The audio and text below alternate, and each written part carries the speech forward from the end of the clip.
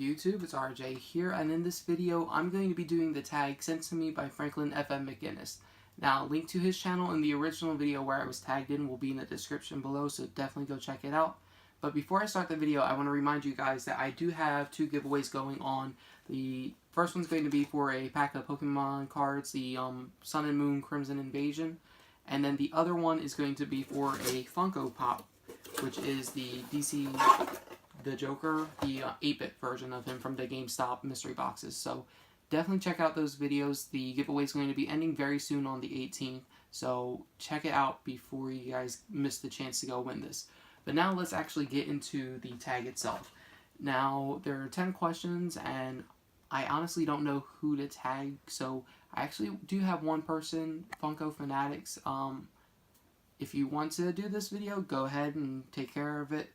But if not, there's really not a lot of people that I know in the Funko community that, besides Franklin really, who watch my channel.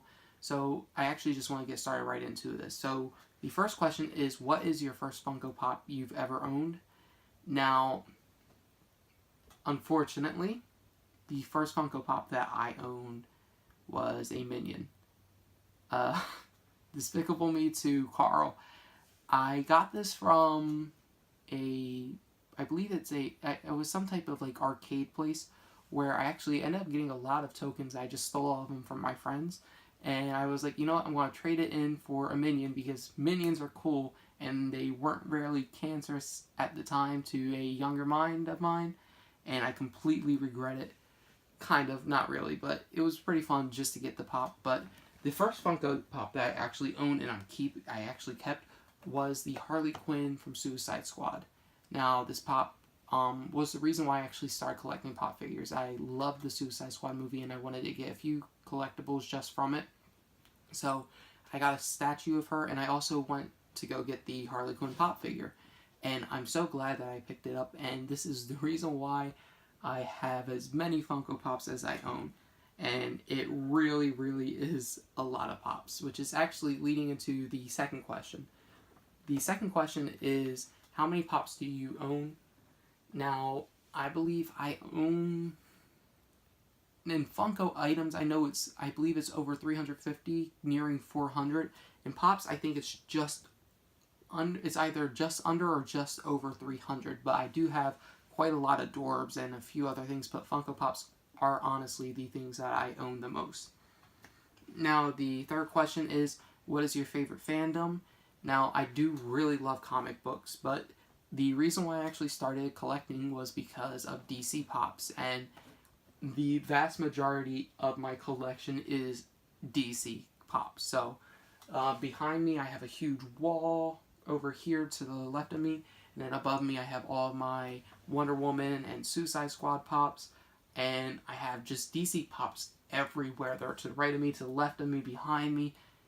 And that is the pop set that I own the most, and that's the fandom, I'm part of that. Now, I do branch off into other things. I love horror, I love movies, I love rock, I love pretty much everything. And so, there's always something out there for me, and I do collect Marvel as well. I don't collect as many just because I'm trying to keep the collection still relatively small in comparison to other people, but I don't want to get too many, if you guys understand that. But there is a pop that I like.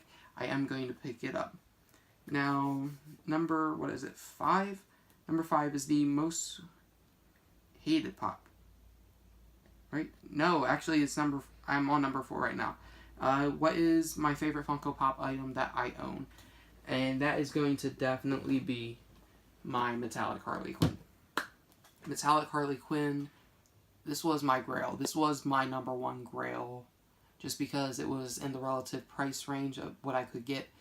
In all honesty, the number 1 would be the metallic one, the pure silver one, but it's limited to 144 pieces, and the price of that thing is just way too high for me. But the Metallic Harley Quinn is something I honestly wanted for a very long time. Now, I do actually want to get a different one just because the window over here is broken and then there's something wrong with her face. But other than that, I'm okay with this pop, and I actually do love it, and this is the favorite pop figure that I do own. Now, number 5, now that I'm here. What is the worst Funko Pop? In my opinion, the worst Funko Pop that I've seen is the Agent 13 from Civil War.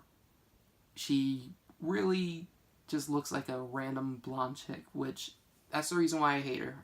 It's not that I even hate her, because I just don't think there's really too many bad pops necessarily, but I do think that she's just very underwhelming, and you really can't tell what she is because she just doesn't look like anything.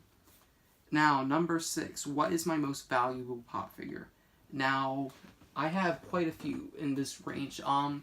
By Pop Price Guide standards, the most valuable pop that I have is the Beetlejuice Chase. It's going for like $110, $105, $120. It fluctuates within that price range, but he is a pretty expensive pop, and I actually ended up picking him up for only $2.50 with my FYE 10% off.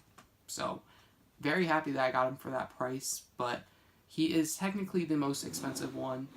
But I do have a prototype, and these are one of a kind, of course. They can go anywhere between 60 to hundreds of dollars, which that is a lot of money.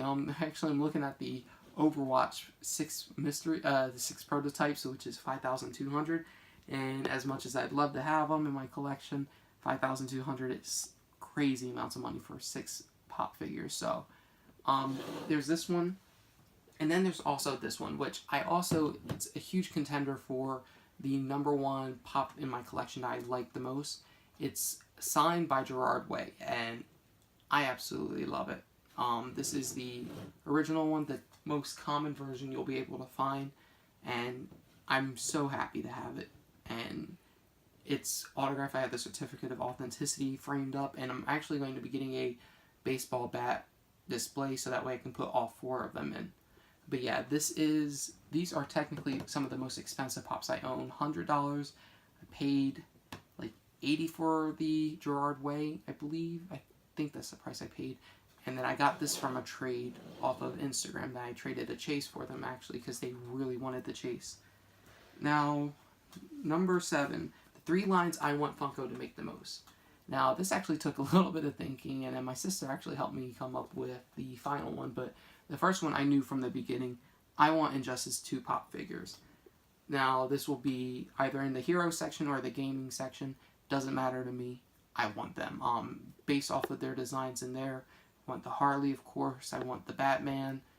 They can make their first Blue Beetle. They'll be able to do quite a few different designs. And then the designs of that game, they're different enough so that way they're actually you can make the pops of them and you can say, that's a Batman, but it's different from the regular common Batman number 1 from Heroes line. It's a different Batman, and that's why I absolutely want the Injustice line to be made. Now, the second line I want to make is Nintendo Pops, specifically Pokemon, but I kind of think it would be cool just for them to do a broad line of Nintendo, and then cut it into Pokemon Pops, Mario, Legend of Zelda. You got those type of ones, but as you guys know, I started my YouTube channel based around Pokemon, and having Pokemon Pops will be pretty cool, especially if you get chases and they're shiny. That would be the coolest thing in my opinion. And then the third line that I would like to create would actually be older Cartoon Network shows that I grew up watching, things like Dexter's Laboratory, Courage the Cowardly Dog. Now, I don't believe there are pops of these things, and if I'm wrong, then you can if someone lets me know in the comment down below.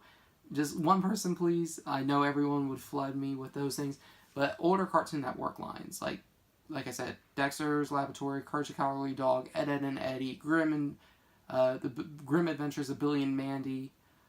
You got things like Foster's Home for Imaginary Friends. Pops like those, I would like to have as well, because I grew up watching those shows more than I watched a few of the Disney shows. But I do think they have a few Disney show characters, but I do think things like Jenny the Teenage Robot from Nickelodeon, I would love to have a pop figure of that. If they don't have a Kim Possible pop, I'd love a Kim Possible pop. But I also don't want to run myself dry out of money. But the next thing is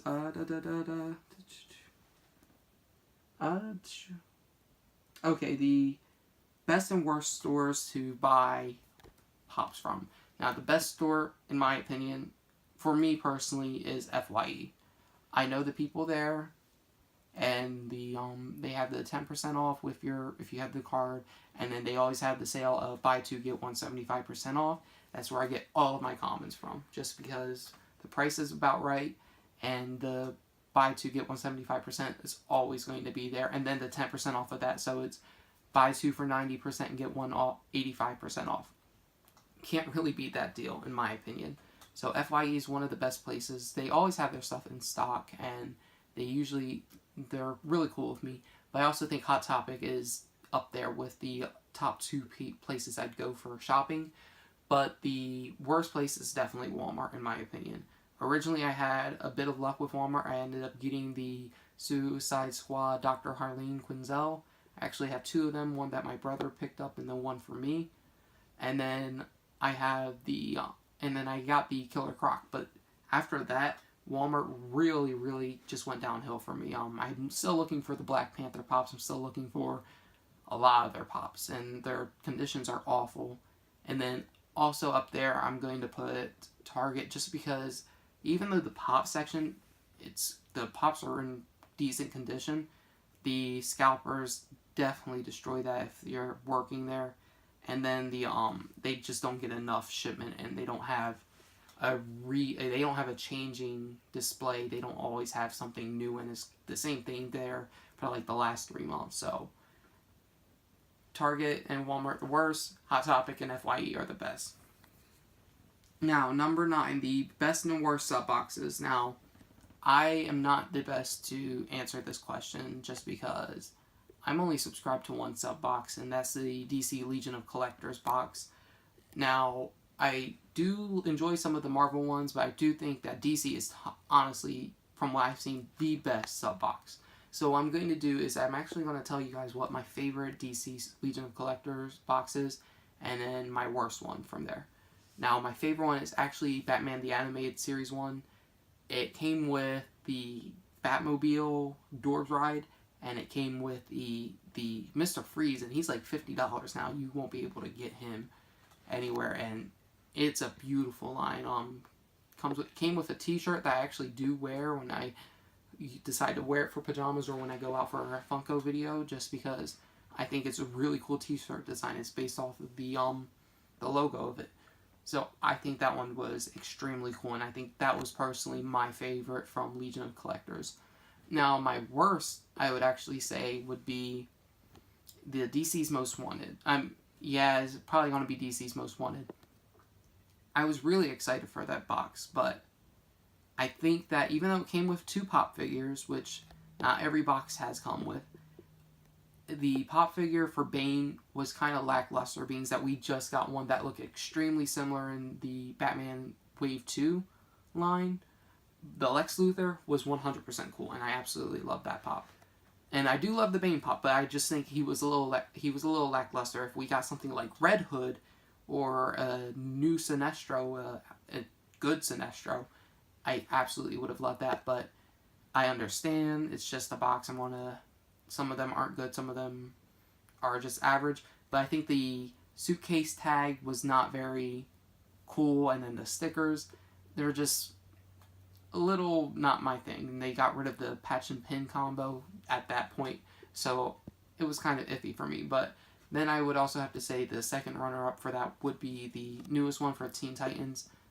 It was lackluster in that box as well, just because the action figures not everyone collects, but I did enjoy that one a lot more, and I'm actually probably going to pick up the Nightwing and Starfire, the action figures from them, even though I don't necessarily collect them, being that Starfire was the one I wanted the second most. I'm probably going to pick both of them up just to complete it. Now, the 10th question and the final question of this video is, what is my number 1 Grail?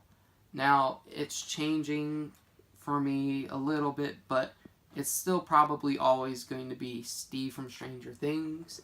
He's not necessarily the one that he would be the center of my collection if I had him, because even though he's about $100 right now, I do need him to complete my Stranger Things collection, and I should have gotten him when he was $20, but I wasn't involved in the show at that point. But Steve from Stranger Things is going to be my number one Grail up until I get that. And if his price drops, he's still going to be my Grail. I'm going to pick him up as fast as I physically can because it's a very well-designed Pop figure. And I absolutely love it. Things like the Harley Quinn, the Silver Harley, that is something that I would put at my number one. It's limited to 144. But the thing is with Grails, even though they're supposed to be the number one things you want, I also feel like if I put my Grail as something that I don't ever have a real chance of getting unless I spend hundreds upon hundreds of dollars to get, which sometimes you have to, but I'm looking at things that are a little bit more feasible and a little bit more in range. The Steve will drop in price eventually, and I will be able to eventually get him, and I'll be able to complete my line for that. But yeah, that does it for this video. Like I said at the very beginning, definitely check out Franklin's channel. Pretty sure if you're watching Funko content on my channel, you're watching it on his channel. He is probably one of the biggest Funko channels. He's one of the biggest coming Funko channels with his Funko news, and he does a great job. Definitely check him out, and I want to thank you so much for tagging me in this. And then also, don't forget about the 2 giveaways that are going on right now. Like I said, they're going to end on the 18th, and I'm going to leave a link down in the description to them as well. But that's it for this video. If you guys enjoyed, please hit the thumbs up button down below, and I will see you guys next time with more Funko content. So until then, YouTube, goodbye.